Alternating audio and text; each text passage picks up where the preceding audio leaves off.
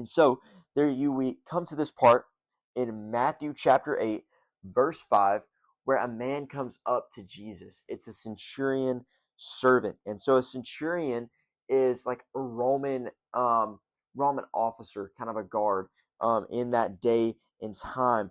And so he's kind of over these soldiers and people in this area.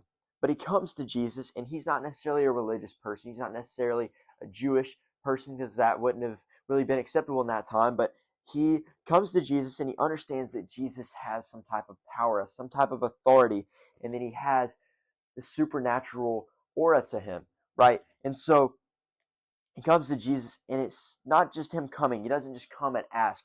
Notice this, if you read verse 5, it says, a centurion came to him. Here's the key word, pleading with him, saying, Lord. This guy came to Jesus, pleading, saying, please, I need your help.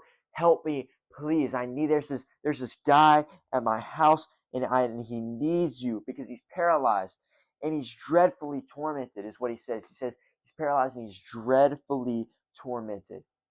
You know, this guy is concerned about his friend. This guy is more than concerned about his friend, because he doesn't even know for sure that Jesus is who he says he is. He just knows that he's heard that this guy is great.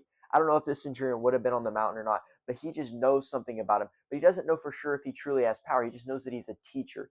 But he knew that he had enough authority of teaching that he could have just a little bit of power to heal his best friend. So he went on this little limb, and he walked off, and he was right there on the branch, and he thought, maybe if I just ask Jesus, maybe if I just say, hey, Jesus, do you have the power to save this man? Can you do it? And he asked him, and he said, Lord, my servant is lying at home paralyzed, dreadfully tormented. And notice what Jesus said. Jesus replied kind of the same answer we wanted to hear. He said, I will come and heal him.